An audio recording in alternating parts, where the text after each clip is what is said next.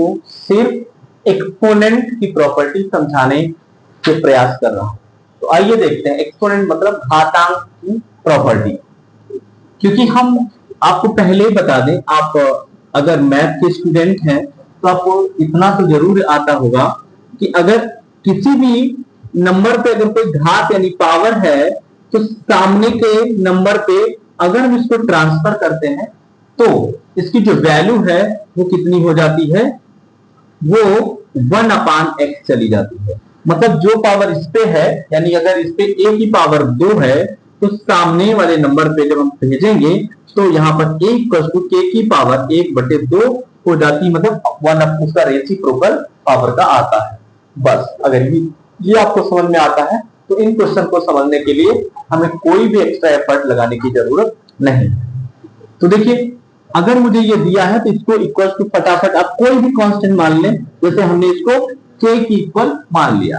अब हम ये तीनों इस k के इक्वल है तो हम साफ कह सकते हैं कि to the power f equal to k है। तो भैया 2 किसके बराबर हो जाएगा, ये k की पावर 1/x के बराबर हो जाएगा।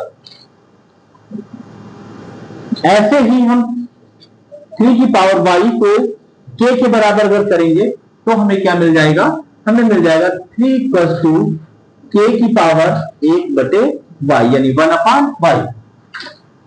सिमिलरली हम 6 को भी लिख सकते हैं, 6 की पावर माइनस z = k है तो 6 हो जाएगा k/-1/z। ठीक है, अब हमने 2 की वैल्यू निकाल ली, 3 की वैल्यू निकाल ली और 6 की वैल्यू निकाल ली। अब आपको थोड़ा सा यहां पर दिमाग ये लगाना पड़ेगा कि किस तरीके से हम 6, 3 और 2 में रिलेशन बनाए। तो हम इनमें रिलेशन क्या जानते हैं, हम जानते हैं कि भाई 6 को लिख सकते हैं 2 × 3 के गुणनफल में, यानी प्रोडक्ट में लिख पाएंगे। 6 के प्लेस पे हम k/-1/z रिप्लेस कर दें, 2 के प्लेस पे जैसा कि हमने निकाल के रखा है 1/k⁴ और यहां पे 3 के प्लेस पे हम रख देंगे k की पावर 1/y।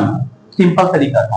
अब हम लोग पावर में एक और यहां पे रूल जानते हैं कि अगर m की पावर m × a⁴n है तो सिमिलरली मल्टीप्लाई में पावर ऐड हो जाती है, यानी हम जोड़ देते हैं। तो भाई यहां पर m + n हो जाता है।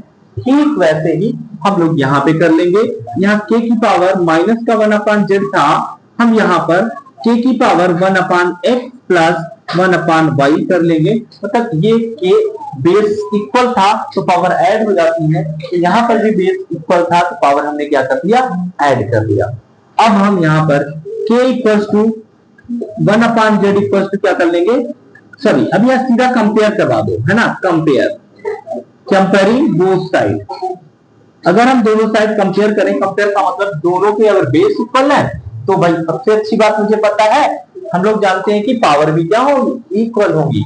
तो यहां पर हम k की पावर की तुलना करेंगे तो -1/z में मिल जाएगा 1/x + 1/y।